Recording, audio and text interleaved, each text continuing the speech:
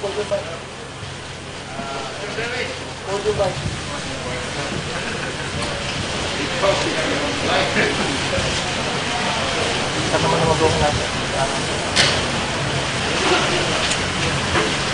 ba? May kukuha. Oh, size yun. Maganda pa maganda.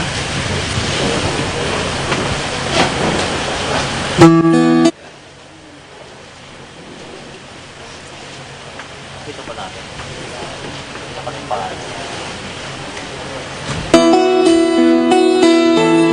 Ladies and gentlemen, the President of the Philippines, President Rodrigo Roa Duterte. Ikaw ang Pangulo para sa pagbabago.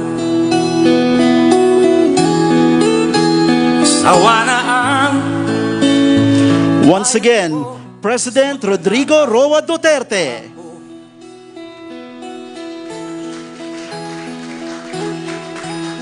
madilim na kahapon.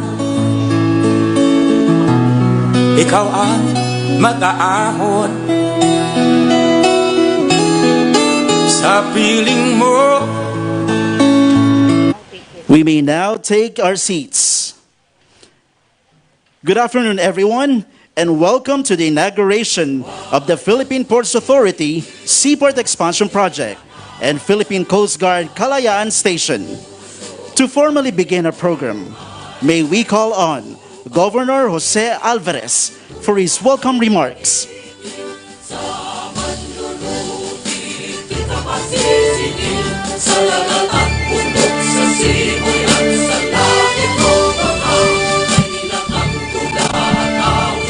Magandang hapon po sa ating lahat, sa ating minamahal na Pangulo, President Rodrigo Roa Duterte, kanyang mga kasama, Secretary Tugadi, Secretary Medialdia, General Manager J. Santiago, and Admiral DCA Porendunga, and then ating kongresista, Senador Bongo, and Mayor Byron. Kung yata out of place ako rito, dapat si Mayor Byron yung mag-welcome. Ngunit ako po yung napag-atasan, wini-welcome ko na rin po si Mayor Byron at saka si Pangulong Rodrigo Roa Duterte dito po sa hapong ito upang pasanayan po yung expansion ng port ng Puerto Princesa na pinagawa ng Department of Transportation. Maraming salamat sa inyo, Secretary Tugadi, Manager J. Talagang taos-puso kami nagpapasalamat na yung expansion ng port, siyempre, pagpapatunay na yung trade and commerce, pagkatapos po ng December vaccination drive natin, sana bumalik na yung normal business at saka yung normal po na buhay natin dito sa Puerto Princesa at sa salawigan ng Palawan upang tayo din po ay makakontribute sa gross national product by way of yung ating ekonomiya dito sa pagpalago ng turismo. Sa ngalan ng Puerto Princesa, sa ngalan ng probinsya ng Palawan, Sir, maraming salamat sa proyektong ito. Thank you po. Thank you, Governor Alvarez. At this point, may we call on Transportation Secretary Arthur Tugade for his message and audio-visual presentation on the new Cessna Caravan plane and the PCG Kalayaan Station.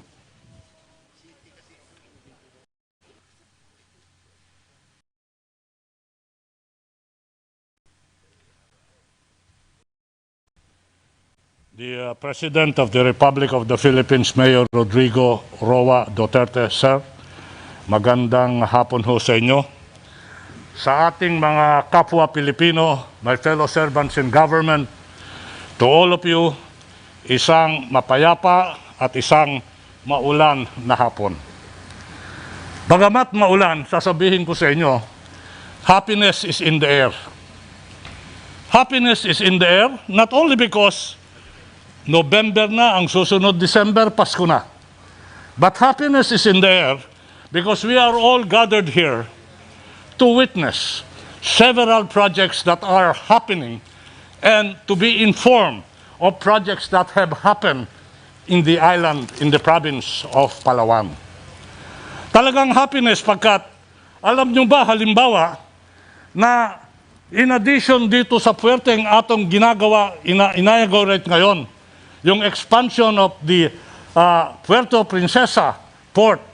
Alam nyo ho ba na nakagawa na ang kagawaran ng transportasyon kasama ang PPA under the leadership of Mayor Duterte. Alam niyo ho ba ang nagawa na natin na puerto at port projects dito, Governor, at alam niyo yan? 14 port projects and 14 port developments.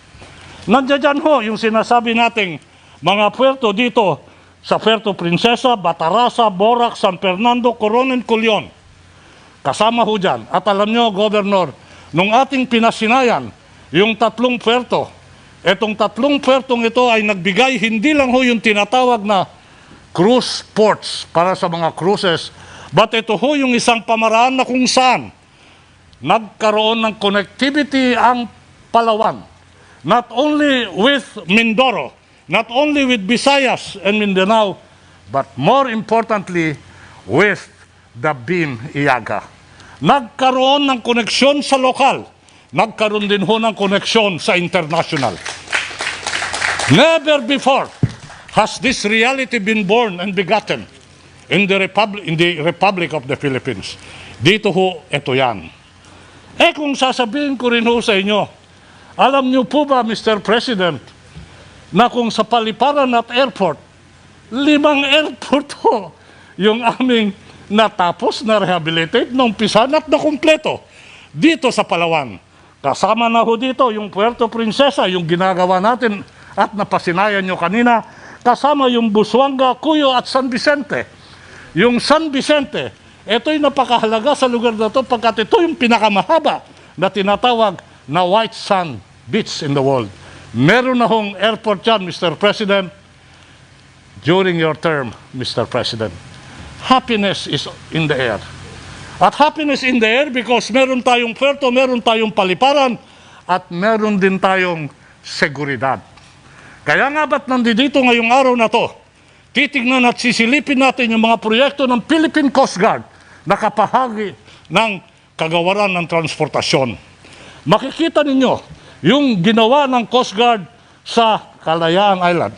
Makikita ninyo yung facility na inacquire ng Philippine Coast Guard upang sa ganon magamit itong pasilidad na ito in the safety and security of our seas. Nagpatayo rin ho kami at natapos ang 5 lighthouses. Mr. Governor, you are familiar with this. At paalala ko lang ho, yung 5 lighthouses na ito ay nasa Patag, sa Panata, sa Likas, Pag-asa at Parola. Dati ho, kung ano-anong kalukuhan ang ginagawa sa lighthouses. Ngayon ho, meron hong direksyon ng Philippine Coast Guard na kung saan ang tinatawag na lighthouse ay isang instrumento for monitoring safety at sea and at the same time to add a touristic facility. Ito ho, kaya sinasabi ko, maski na humaulan, happiness is in the air. Happy tayo pagkat we have development. Happy tayo pagkat pinangako ng ating Pangulo yan, connectivity and mobility and convenience. Ngayon, nabibigyan buhay yung pangako na yan. Para mabuo ho yung ating happiness, Mr. President, if I may, tignan at pasinayan natin yung sesta na nakuha ng Philippine Coast Guard at tignan at pasinayan natin yung ginawa sa Kalayaan Island. Indeed, happiness is in the air. Salamat po. Thank you very much, Secretary Tugade. And at this point in time, please direct your attention to our screen as we watch this AVP. The Philippine Coast Guard has embarked on the acquisition of a new lightweight multi-purpose fixed-wing aircraft as part of its capacity building and modernization efforts. With this newly acquired aircraft, it will definitely boost the Philippine Coast Guard's capability through the Coast Guard Aviation Force in the performance of our mandates.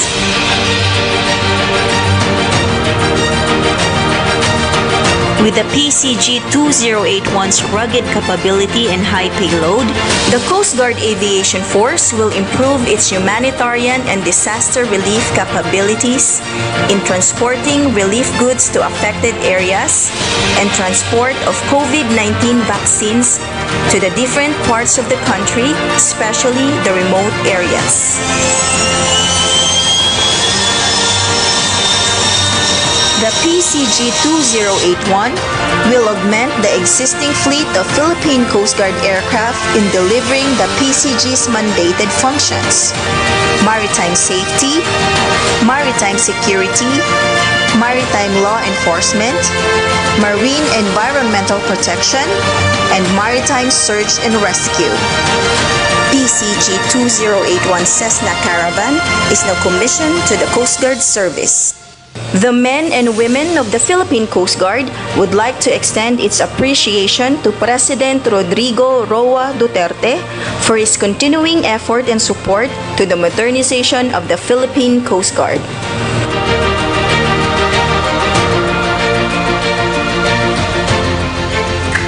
The maritime security operations of the PCG are geared towards its expanded presence in the West Philippine Sea and the Kalayaan Island Group.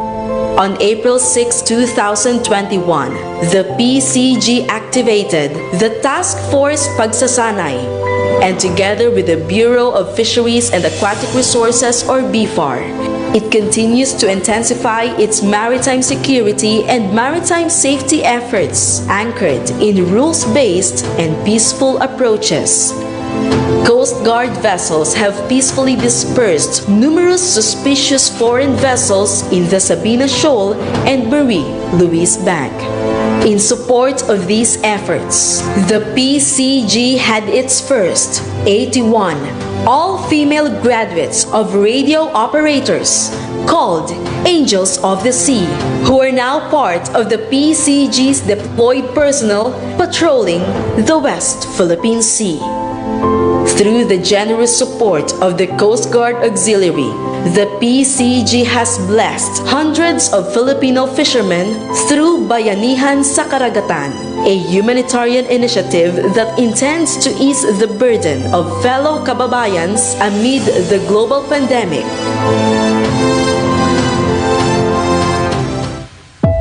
During the regular interaction with Filipino fishermen, PCG personnel assured them of their continuous and intensified presence in the West Philippine Sea and the Kalayaan Island Group.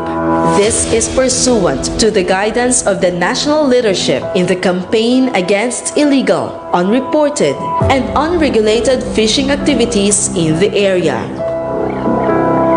Through the support of President Rodrigo Roa Duterte and DOTR Secretary Attorney Arthur Tugade, the PCG has experienced modernization like never before. From 7,000 personnel in 2016, the PCG is now at more than 20,000 strong, almost tripled in 5 years. In 2022, the PCG will receive 2 units of its biggest acquisition to date, 97-meter multi-role response vessels that are being constructed in Shimonoseki Shipyard, Japan. This will augment the 11 capital ships of the PCG, the 83-meter offshore patrol vessel, BRP Gabriela Sila, and the 10 multi-role response vessels also from Japan in conducting maritime patrols in the vast exclusive economic zone of the country, especially in the West Philippine Sea. Finally, in partnership with the Coast Guard Auxiliary, the PCG was able to upgrade the Coast Guard Station Kalayaan in Pag-asa Island. This is to boost the Coast Guard's monitoring capabilities to support the whole of government efforts in the West Philippine Sea, as it will serve as the operations headquarters in the area.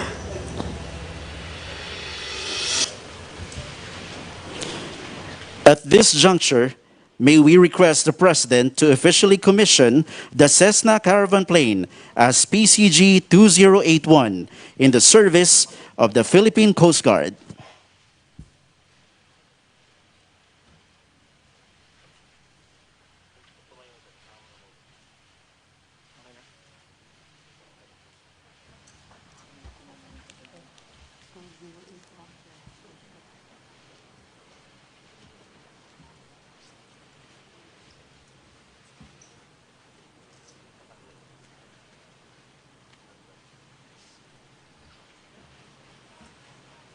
By virtue of the authority vested in me as President of the Republic of the Philippines, I hereby commission the PCG 2081 aircraft into service of the Philippine Coast Guard effective as ordered.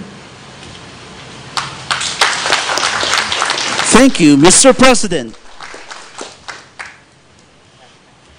And now, may we invite the President, together with Executive Secretary Salvador Medialdea, Transportation Secretary Arthur Tugade, Senator Christopher Lawrence Bongo, PCG Vice Admiral Oscar Endona Jr., and Palawan Provincial Governor Jose Chavez Alvarez in the unveiling of the marker of the PCG Kalayaan Station.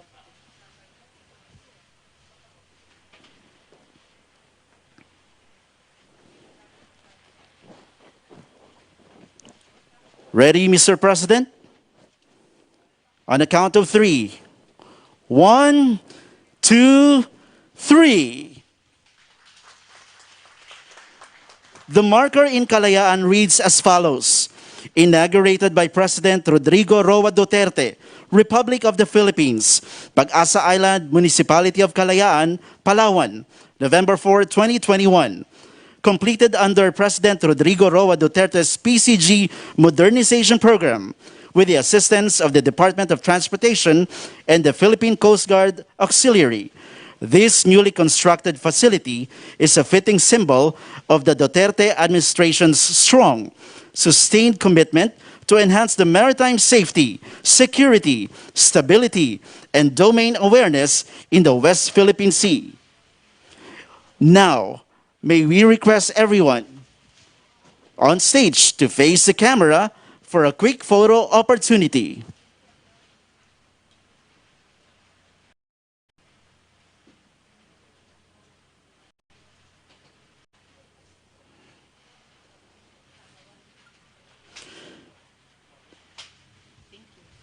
Thank you, Mr. President, and congratulations, DOTR and PCG.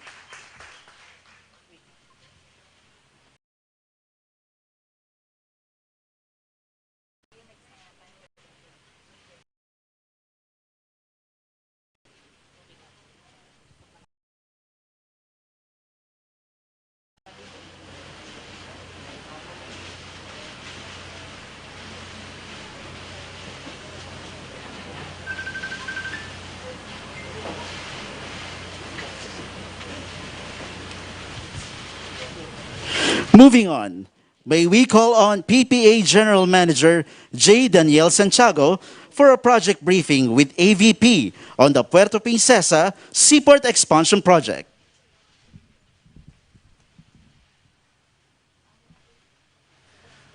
Mahal na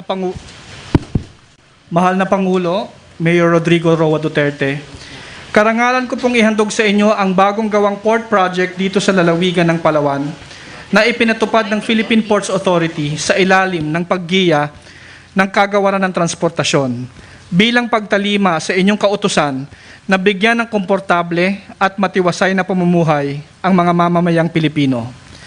Pero bago po ang lahat, nais ko pong ipagbigay alam sa inyo, mahal na Pangulo, na ang mga proyektong ito ay ilan lamang sa mahigit kumulang 472 port projects na nakompleto po ng DOTR at PPA sa loob lamang ng 5 taon. Para po sa Palawan, isa po ang Puerto Princesa Port Expansion sa 15 proyektong naisakatuparan po dito. Ang Puerto Princesa Seaport po ay siyang pangunahing lagusan ng komersyo, kalakalan at turismo sa lalawigan ng Palawan. Sa loob po ng 5 taon, makailang beses na rin pong sumailalim ang Port of Puerto Princesa sa expansion at improvement upang matugunan po ang mga pangangailangan ng mga gumagamit nito. Taon-taon po, mahal na Pangulo, nasa halos 1,500 na mga international at local vessels ang dumadaong po dito sa Port of Puerto Princesa at nasa 1.7 million metriko tonelada po na kargamento ang siniserbisyuhan nito, samantalang nasa 200,000 pasahero po ang dumadaan sa pantalan, kasama po ang humigit kumulang sa 6,000 cruise tourism passengers. Habang patuloy pong nababawasan ang mga restrictions sa paglalakbay dahil sa COVID-19, inaasahan po nating mas gaganda pa ang productivity ng pantalan, partikular na sa long-haul connection nito sa Kamaynilaan at ang pinaplanong connectivity nito sa isla ng Mindoro, partikular na po sa Port of Bulalakaw. Noon lamang pong Marso ngayong taon, nauna na pong pinasinayaan ang 3 bagong daungan dito sa Palawan. Ito po ay ang daungan ng San Fernando, na siyang nagbibigay ng maayos na pasilidad sa mga turista na bumibisita sa El Nido. Pangalawa po ang Batarasa, na sakop ng Barangay Buliluyan sa munisipalidad ng Batarasa, na siya naman po magsisilbing koneksyon ng Pilipinas sa Brunei, Indonesia, Malaysia at Philippines East ASEAN Growth Area or BIMP-IAGA. At ang pangatlo po ay ang daungan ng Borac sa Coron upang mabigyan ng sapat na connectivity ang bayan sa sentro ng komersyo na ipinagkait sa nasabing lugar sa mahabang panahon. Natapos na rin po natin ang unang expansion project sa daungan ng Coron para punan naman ang pangangailangan ng mga port users sa Northern Palawan. Sa ngayon po, tinatapos na rin po ang bagong Port Operations Building at backup area ng daungan sa Coron na inaasahang makukumpleto bago matapos ang taong kasalukuyan. May cargo transit shed na rin po sa daungan ng Kulyon na siya namang inaasahang magbabawas ng cargo spillage sa mga produkto mula sa Kulyon na kilala sa agricultural products at naglalakihang pearl farms. Ang mga proyekto pong ito, mahal na Pangulo, na bahagi ng inyong Build program ay naisakatuparan po dahil sa inspirasyon na dulot ng inyong liderato at sa patuloy na paggiya ng DOTR sa pangunguna ni Secretary Art Tugade. Kaya naman po, mahal na Pangulo, ang DOTR at PPA, we are one with Palawan. Muli, ito po ang aming ambag sa Duterte Legacy. Maraming salamat po.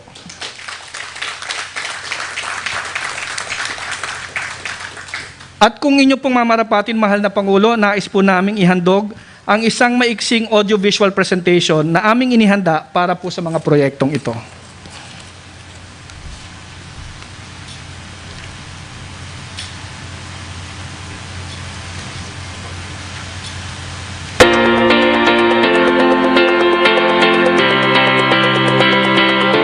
Palawan, kilala sa mga nagagandahang lugar na umaakma sa lahat ng hinahanap di lamang ng mga Pilipino, maging ng mga banyagang lahi.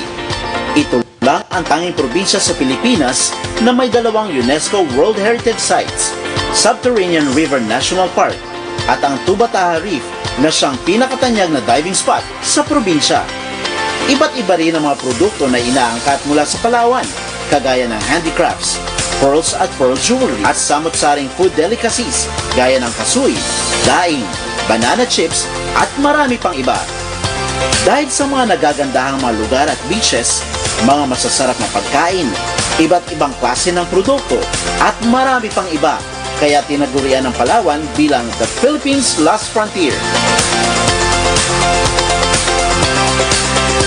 Ang Palawan ay binubuo ng halos 1,800 isla at sadyang napakalayo na nga ang narating ng probinsya at humiwalay na sa naunang reputasyon ng Palawan noong mga sinaunang panahon.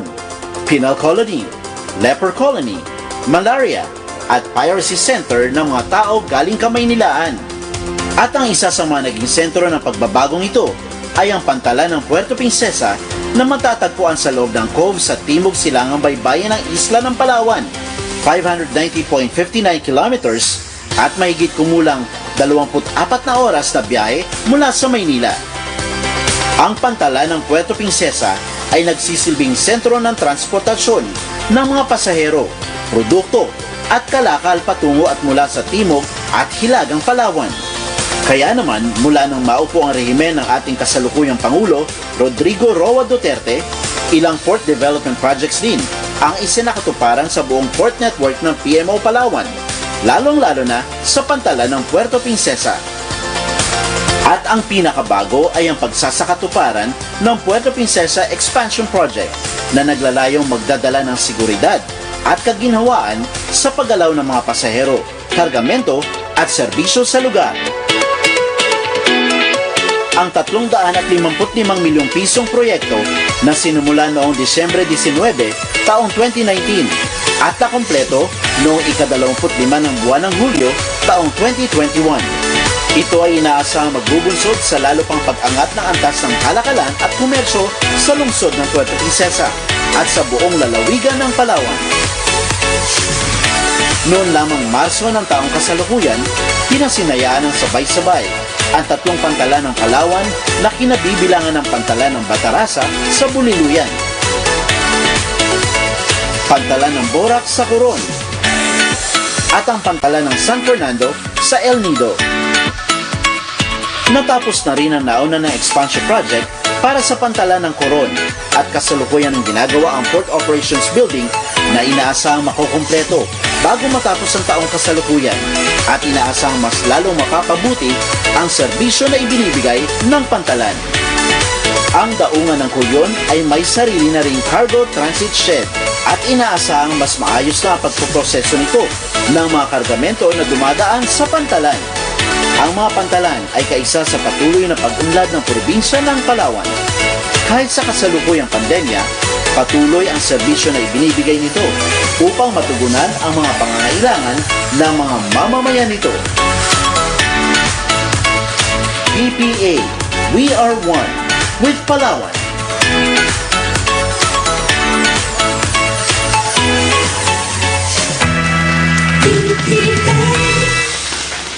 Thank you, GM Santiago. And now, may we invite again the President, together with Executive Secretary Salvador Medialdea, Transportation Secretary Arthur Tugade, Senator Christopher Lawrence Bongo, PCG Vice Admiral Oscar Endonio Jr., Palawan 3rd District Representative Gil Acosta Jr., Palawan Provincial Governor Jose Chavez Alvarez, Puerto Princesa City Mayor Lucilo Bayron, and Philippine Ports Authority General Manager J. Daniel Santiago for the unveiling of the marker of the Puerto Princesa Seaport Expansion Project. Ready, Mr. President? On the count of 3. 1, 2, 3. The marker reads as follows. Inaugurated by President Rodrigo Roa Duterte, Republic of the Philippines, Puerto Princesa City, Palawan, November 4, 2021. Completed under President Rodrigo Roa Duterte's Build, Build, Build program by the Department of Transportation and the Philippine Ports Authority and funded by Government of the Philippines. A modern and world-class seaport project aimed at significantly improving Palawan's integration to and connectivity with the archipelago and a concrete manifestation of PPA's vision to develop port facilities and services in support of national development for the Filipino and traveling public. Now, may we request everyone on stage to face the camera for a quick photo opportunity.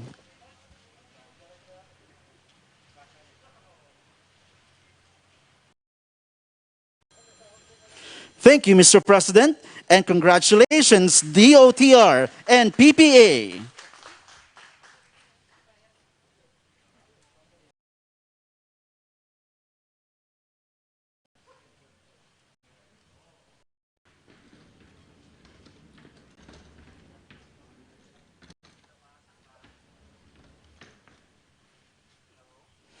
At this point, may we call on Executive Secretary Salvador Medialdea to introduce our guest of honor.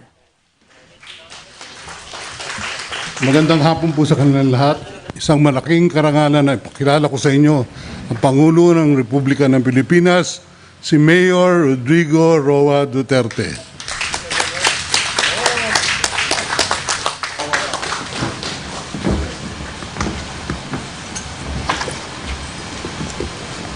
Thank you. Kindly sit down. Salamat po.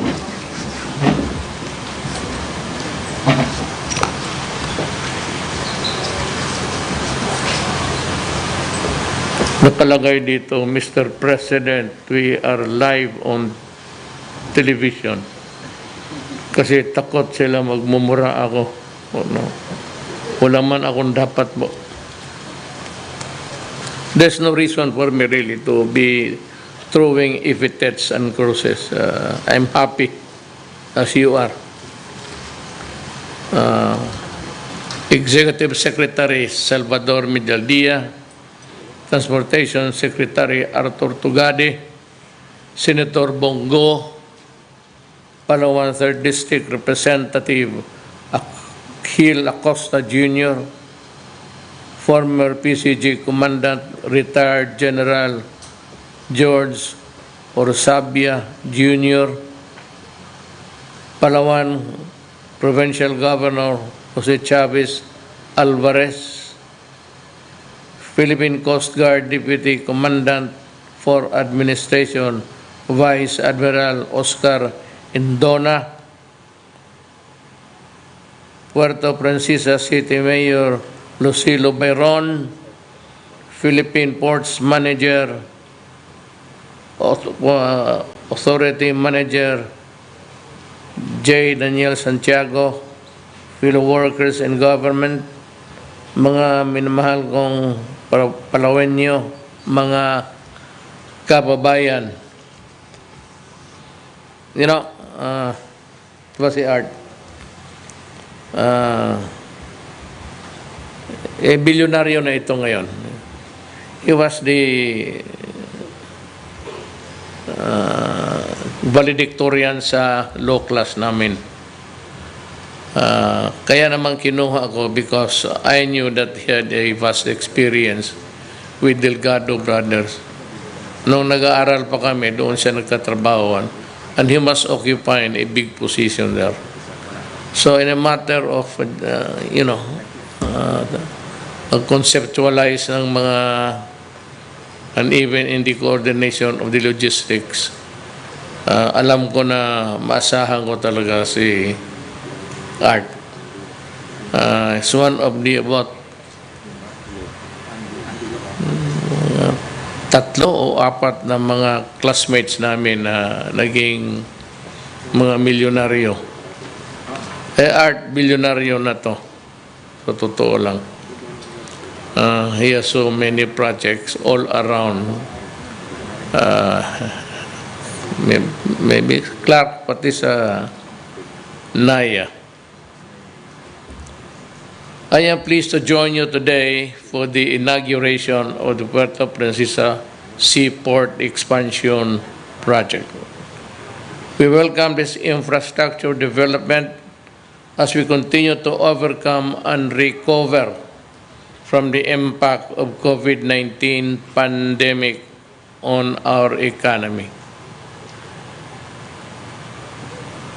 I commend the Department of Transportation and the Philippine Ports Authority for the completion of this port expansion project. It is indeed a significant milestone under our Build program. I am excited to see the outcome of this new infrastructure, which is envisioned to boost growth in Palawan and its nearby areas. This development is expected to accommodate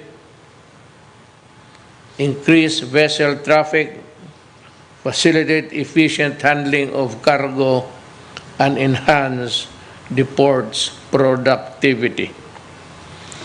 Also, this will help boost the main gateway port of the island and reinforce its role in expanding transportation, connectivity, enhancing economic and tourism activities in the province as well as in other parts of the country.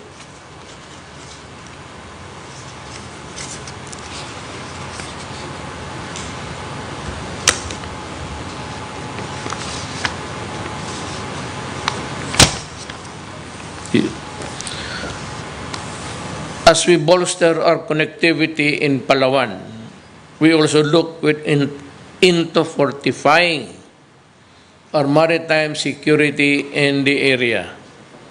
I am glad to know that the Philippine Coast Guard continued to be geared towards expanded presence of the West Philippine Sea and the Kalayaan Group to safeguard Filipino fishermen to venture into the sea of their daily livelihood.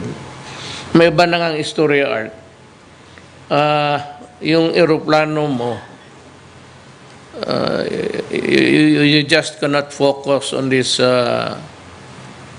part of the Philippine archipelago. And you have to worry also, the Coast Guard has to worry also about the other areas. For example, in Mindanao, doon sa Sulu, Zamboanga is a, it is used as a flashpoint by design, or you need about, well, the helicopters is, baka mo dagdagan siguro if you have the money. But what is very urgent for you, yung eroplano mo na, yung Cessna, kulang yun, isa. Coast Guard, isa lang ang eroplano. Every time mag-take off kayo, pagtatawanan kayo ng Air Force. Huwag ninyong ihulog yan, isa lang yan. Putang ina, pag na wala na. You need about 4 actually. 1 dito, meron naman. Then you have to have in the Visayas for any purpose at all. Be it evacuation, rescue, anything. It's always government. Kaya ito mang, the mga reklamo noon na dinoble ko yung sweldo ng mga uniform services. Dinoble ko kasi alam ko na talagang kulang. At it cannot, be in a parity of at least a dignified na stature mo sa society. So yun ang inuna ko, yung sweldo ninyo. Lahat. At bagay yung drug remains to be a corrosive and corrupting factor in every strata of government. I'm not just saying about the police. Lahat. So, titingin ko kung ano ang mangyari kung wala na ako. And magluwang ka. Kasi ginaganong ko ngayon oras luwangan mo yan, babalik ang droga. Sigurado yan. Butit na lang yung kung ang papalit would have the same dimension as aking kasi is there must be law and order before anything else. Without law and order, wala. Kanya-kanya tayo. Kagaya noon, mga ilang mayors na involved. Magsabi lang itong human rights na patay-patay. Ang listahan nila pinapakita, yung listahan sa namatay ang hindi yung sa likod, ilang pamilya na sira. ilang buhay ng ating mga anak talagang wasak. You know, you only have to have one addict in a family, and that family becomes dysfunctional. Marami yan, maraming namatay. Hindi lang natin aram, itong mga asawa, nagbubugbog. Yung mga domestic crimes, nakatago yan. Because ayaw magreklamo, dahil ayaw ng gulo. And usually, it is the wife who has the fear na tiisin na lang niya yung lahat ng mga ganon with an addict husband or his son or daughter kasi ayaw niya masira yung family. Just to keep a tight rein. Sikmurahin nila lahat yung pinagbubugbog yan sila. Hindi alam ng human rights yan. Walang kaalam-alam ang human rights yung pinuputol ng ulo, nire-rape. Yung iba, hindi na lang nagre-report. But domestic crimes are abundant in a place where there is a lot of shabu sold. So, gusto nila akong they want me to go to prison. Well, maybe.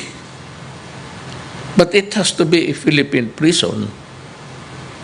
And I must be judged by a judicial court of the Republic of the Philippines. And I must be prosecuted like me when I was a prosecutor before. Kailangan Pilipino. Ano bang problema nila? Bakit sila pumunta dito? I will never accept jurisdiction.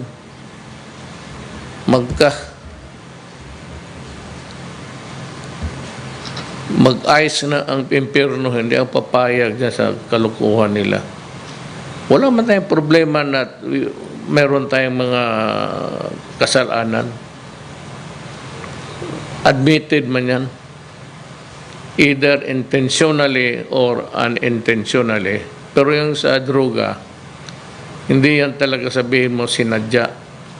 Pero yung mga drug lords na ni-raid tapos pinatay at yung mga mayors, akin yan. Yung mga lalahat na raid, na namatay, na mayor, akin yan. I assume full responsibility. And if there's anybody who should go to prison, it should not be the police nor the PDEA. It should be me because they were acting upon my orders. Ang sinabi ko sa kanila, go out and destroy the apparatus of the drug syndicates.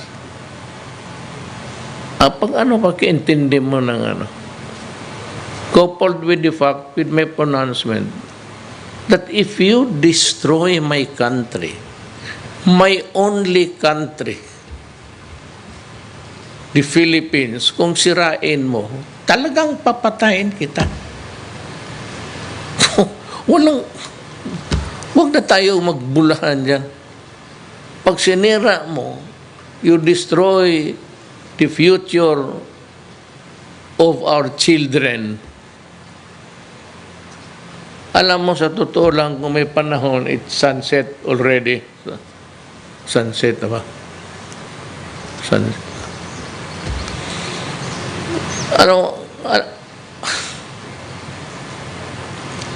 Maraming sa Pilipinas, millions of Filipinas, go to other countries. And these countries, pinsan yung napili nila, are countries na walang alam sa human dignity. They go there, the Filipinas, they are raped repeatedly. Yan, makita mo, tumatakbo na lang papuntang bintana tapos mamatay. So you can just imagine not even the distress, but the insanity going inside their system. And yet, yung mga iba, titiisin nila yan. They will endure para lang magkapadala ng pera. Sige, padala. Hoping na yung pera na yun na pinadala nila at pinagpawisan nila at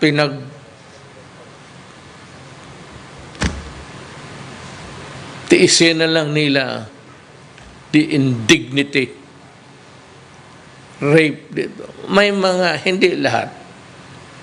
Let me be clear to the Arabs. Not all Arabs. Be careful with your ears. Not all. But there are certain tribes. Ano talaga na when you work for a family there and you are paid or you are a slave bought from the slave markets of Africa, rape is an everyday affair. Kaya masakit sa akin. Kaya ako nagwawala. Kaya ako naghuhruwintado. Kaya ako nagpapatay. Kayong mga human rights, huwag ninyo akong bulahin. Pilipino ako. Kayo, sino, you pretend to atone for your sins in this. Sino ba nag-umpisa ng opresyon? Di ba kayo? You divided Africa arbitrarily. Pumasok kayo doon ng Africa in the early years. Mining, diamond, lahat na. Tapos pinaghati-hati ninyo. Arbitrarily, puro Arab yan, Sunni, Shiite. Oh, kita mo. Ngayon magkagulo. Inyong trabaho yan eh. Kayong mga puti, you are on TV, live, sabi dito. So, mag-behave ako. Pero, if given a chance to go on provided with a platform of, sabihin ko ito sa lahat sa mukha nila. Jurisdiction. Ako haharap ng mga judges na puti. Putang ina nila. Harap ako ng Filipino judges, hindi kayo. Sino kayong mga You are live on TV. Behave.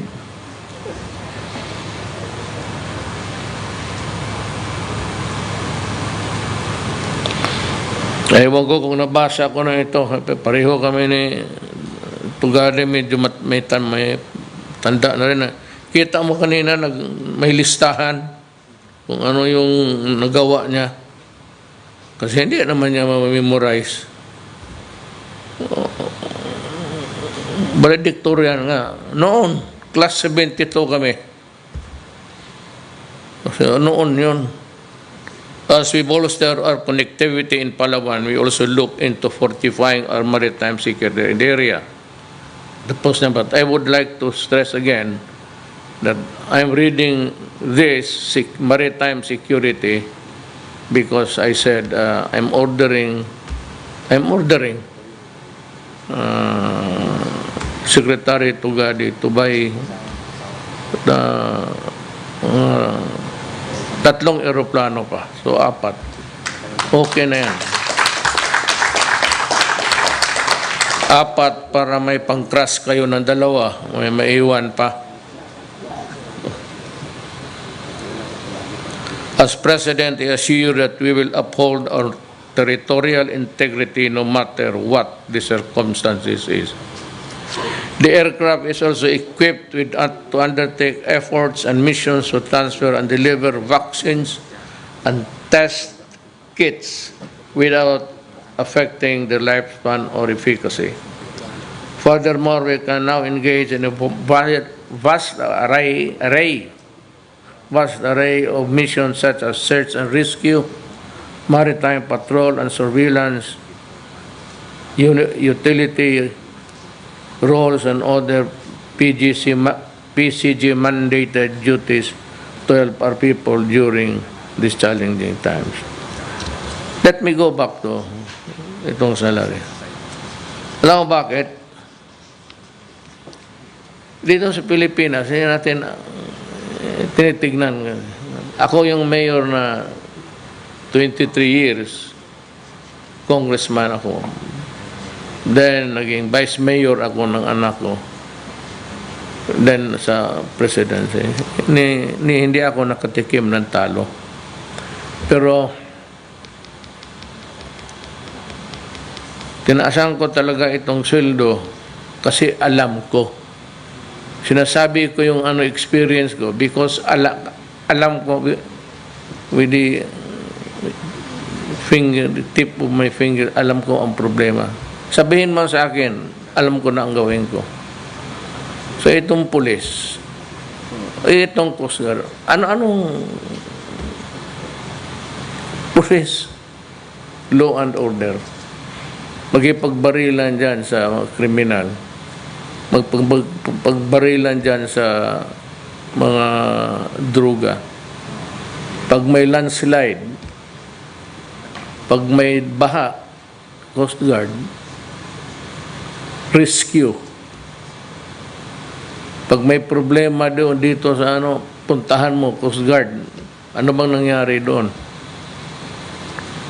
Sila lahat yan. Army. Pag may landslide, kanila yan. Aside from fighting, aside from losing life, they have to render service. Kaya,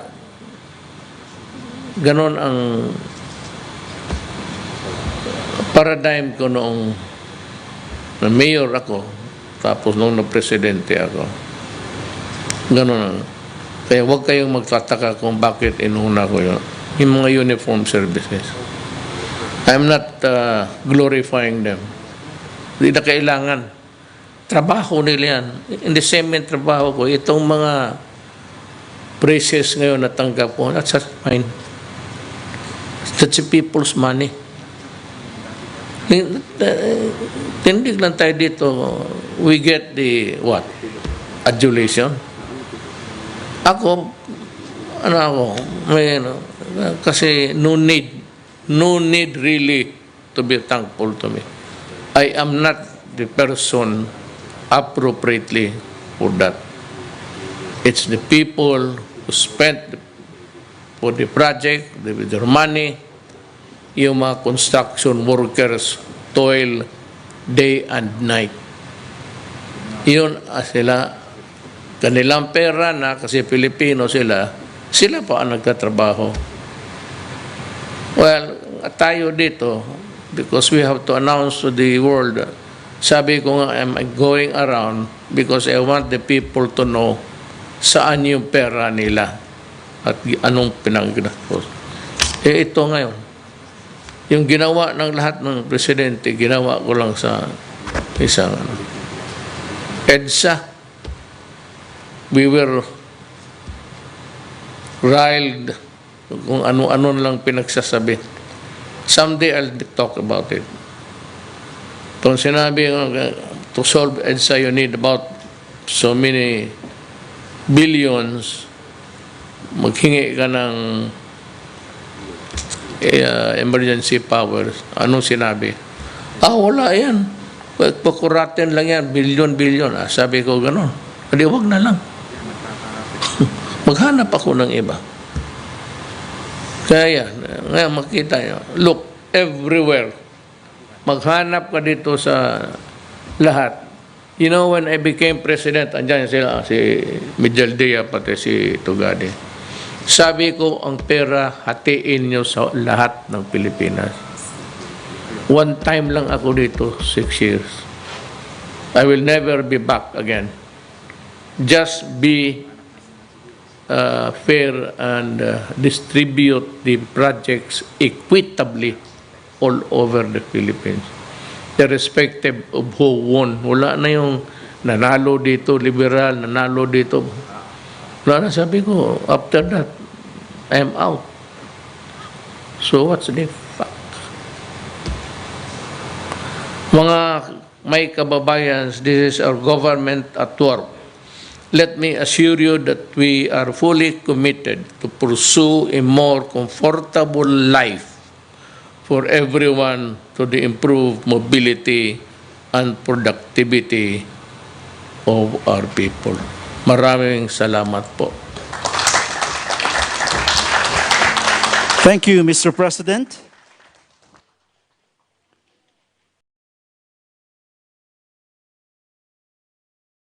We respectfully request our distinguished stage party to kindly move forward for a photo opportunity with the President.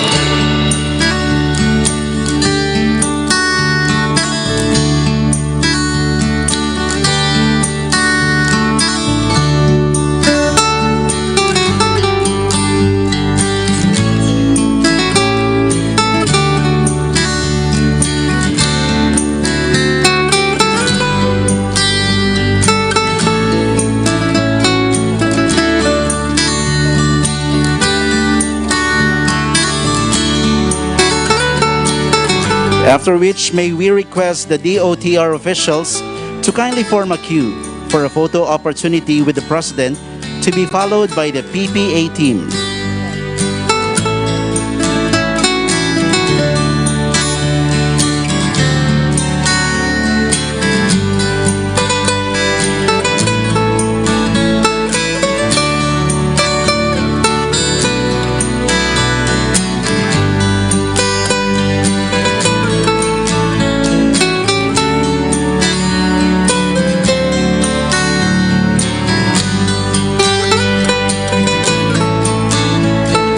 PPA officials, please stand by for your turn.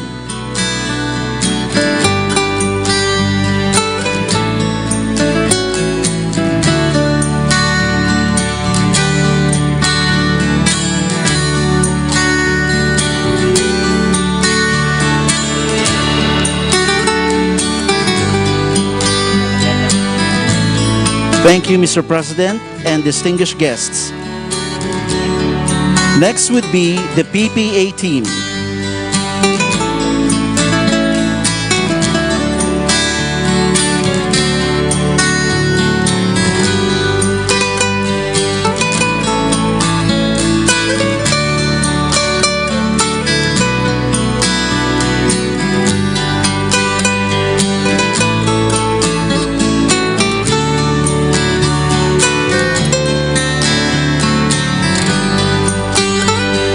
Please stand by, PCG officials.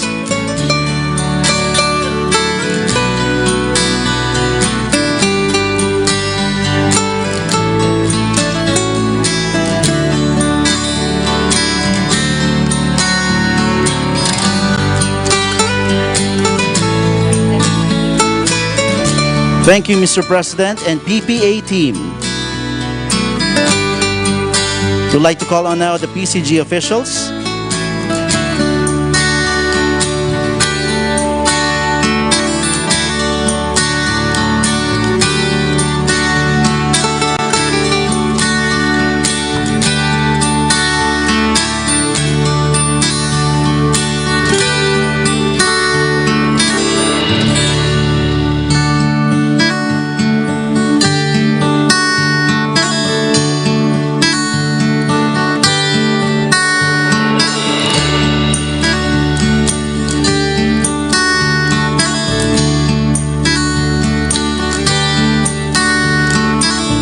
Thank you, PCG officials, and thank you, Mr. President. That concludes our program. Thank you very much, Mr. President.